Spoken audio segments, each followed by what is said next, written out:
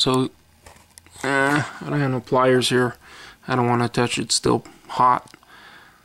This is my first attempt to welding, and theoretically I did weld it together. They're stuck together. Two razor blades. I had it set at 2 amps, and then I put it, and it was weird. I don't know what tungsten I should be using. I was using the .040, and then I used the 1/16. Actually, I don't know if this is hot. It's not hot anymore. This is using the 1/16, and actually, theoretically, I welded this together too. I mean, theoretically. But it was, I think I had a bad ground. I didn't have the tungsten set right. In order to know how to do something correctly, you got to do something wrong to understand that you have to have a good ground. But I mean, it's welded together theoretically, not very well. It's gonna break, but I don't know if this one's hot. I think this one's still.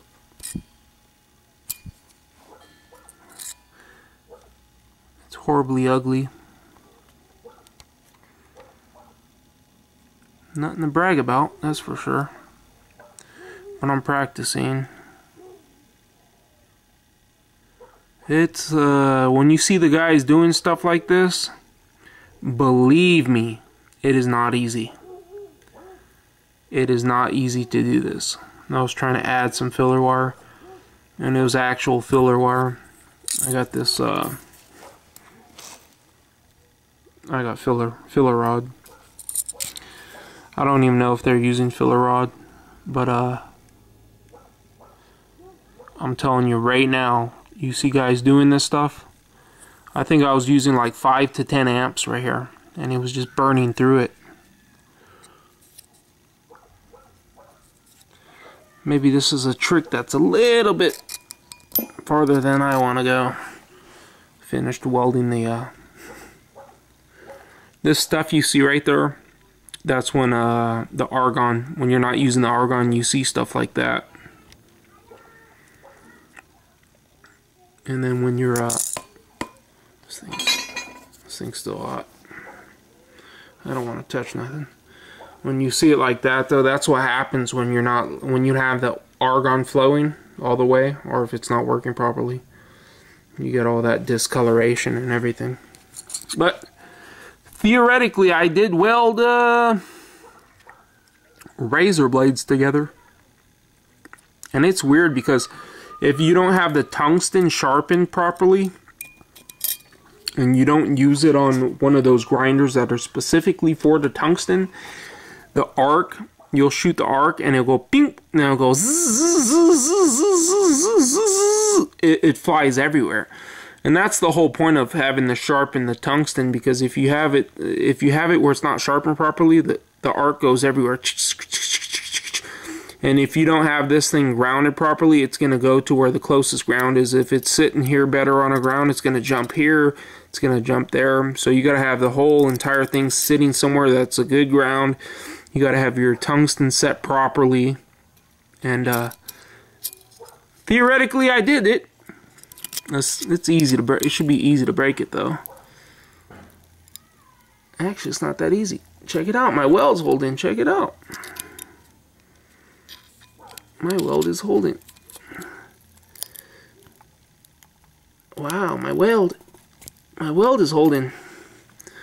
It's horribly ugly, but I mean, it worked. It welded.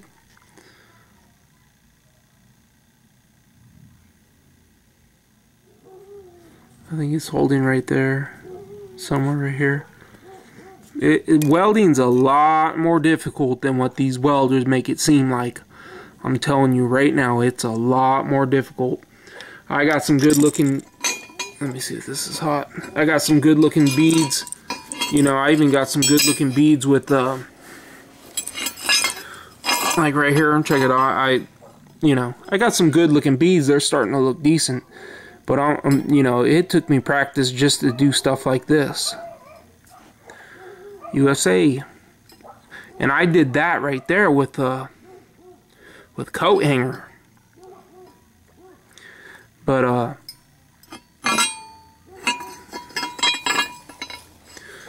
that's starting to look decent.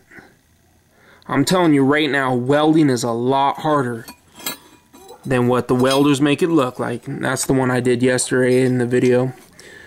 I ground it down a little bit, and I think it's still a little hot. It is still a little hot, but I mean,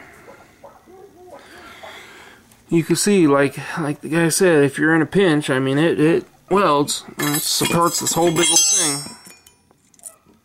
It, you know, it's just regular steel, but the cool thing about it is, you know, just like this stuff, it has this is the filler rod, and this is 1/16 filler rod. This is a little bit thicker right here, but this 1/16 filler rod right here, it has a copper coating, and the copper coating doesn't stick to anything.